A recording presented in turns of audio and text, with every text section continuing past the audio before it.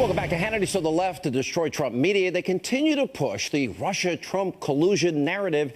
And now they're trying to suggest, well, we can't get him on that. So let's move to obstruction of justice. Let's move into financial issues.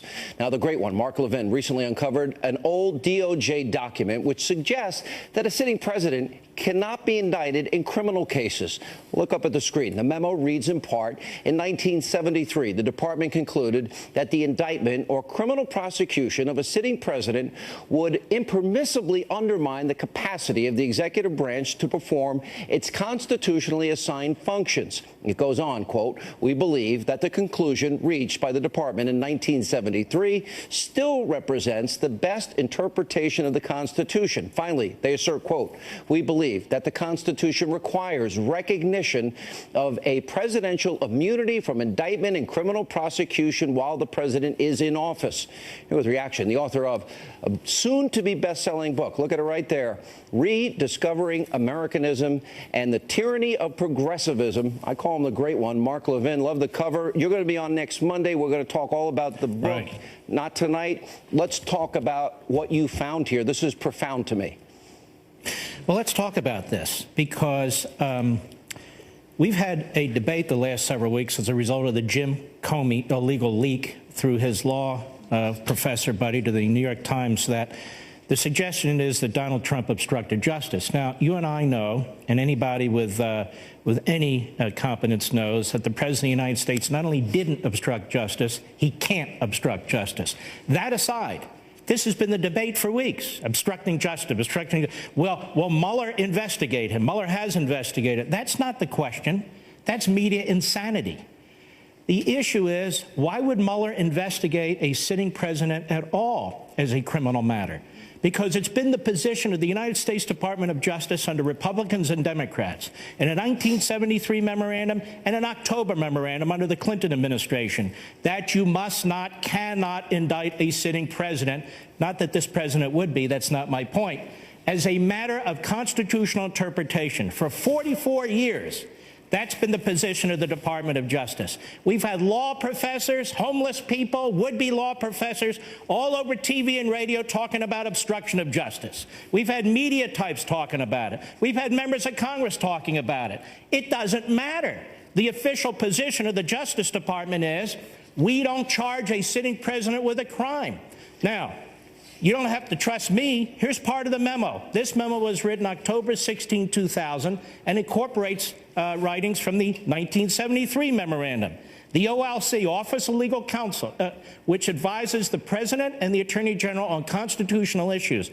At one time, it was headed by William Rehnquist, who'd been Chief Justice, and one time, Antonin Scalia. That's how important this office is. The OLC memorandum in 1973 proceeded to this issue, examining whether criminal proceedings against a sitting president should be barred by the doctrine of separation of powers. What they concluded is it is barred by the doctrine of separation of powers. And here's the reason. There's only one person who runs the executive branch, who's the commander-in-chief, the President of the United States. It's not like Congress, we have 435 members of the House, or the Senate, we have 100 members of the Senate, or the courts where there's 1,000 federal judges and so forth. The president is it. One national election, one president, specific duties under Article 1 of the Constitution of the United States. And what they explain in the two memoranda is this.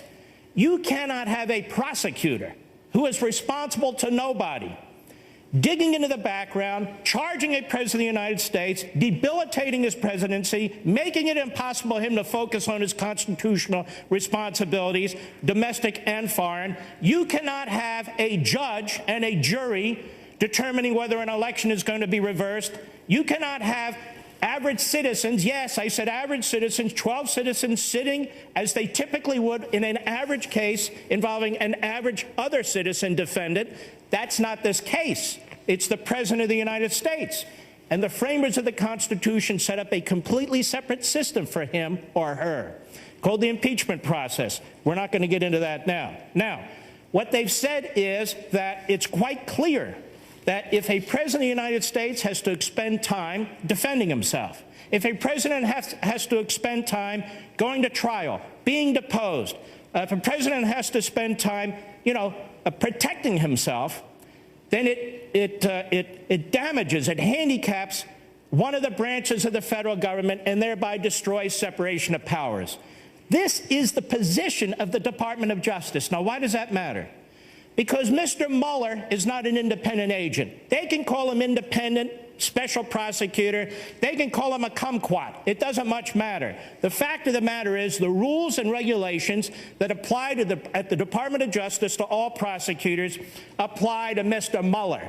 The fact that Jim Comey leaked his memo, tried to push an obstruction of justice scenario, and pressed for a special counsel, which he got, his dear, longtime good friend, Robert Mueller, doesn't change the fact. Mark, let me get in one question. I don't want to interrupt your thought. This is too deep. This is what you're great at. And by the way, rediscovering Americanism, we'll get into that Monday. And this is important constitutionally. I keep talking about 5 forces against this president and what I call a soft coup. You've got the deep state, the nonstop leaking, and then, of course, you see all these people appointed by Mueller. You've got a media 11 months of nonstop lying and conspiracy theories. Democrats that never accepted the election results. Weak Republicans, they never liked Trump. And then never Trumpers, they want some relevancy and to say, I told you so. But I've never seen the forces align under a banner of conspiracies, lies, hiring Clinton attorneys to be part of Mueller's team. Is this a real danger? Last question. Well, yes, and I've been calling it a silent coup now for some time. What's going on here is Great the minds think alike. criminalization. Thank me. Yes, they do. They do. What I've been calling this is the criminalization of politics, and this has been going on for some time with the Democrats. They try it against every single Republican president. How is it that after 8 years, or during 8 years of Obama, where you have the IRS matter, where you have Fast and Furious, where you have all these different issues going on, not once was there a special counsel? And 3 months into his presidency, 4 months into his presidency, on bogus issue after bogus issue after bogus issue, yeah, now we have a special counsel. No now, Russia. I just want to. Yeah, no Russia collusion. So we'll move on to obstruction. Then we'll move on to finances. I want to be clear. We ought to get off obstruction, and the issue should be, Mr. Mueller, what is your authority for investigating the President of the United States as a criminal matter? We'd like to know what it is, because right now, if that's your intention, I'm not saying he's doing it, we don't know, you're violating Department of Justice policy that's 44 years in place. And for the liberal lawyers and media types who are going to debate the memo, they can debate it all they want. That's the Department of Justice policy, whether they like it or not. All right, Mark, very revealing. Monday night, 1 week from yesterday, you're going to be on this program. We're going to talk about your new book. Mark, great to see you. Good find. Appreciate it. I hope people are paying attention. Yes, sir. All right, coming up, Russia continues to test the United States of America. Today, a Russian armed fighter jet flew within 5 feet of an American aircraft. Sebastian Gorkin, he'll weigh in with the real Russia threat that the media is not talking about. But first, a bombshell report by Judicial Watch on the location of key documents in the Obama unmasking scandal. You'll never guess the latest stonewalling attempt. Judicial Watch's Tom Fitton will join us with the details. Also, Sarah Carter, Greg Jarrett, and much more with reaction straight ahead.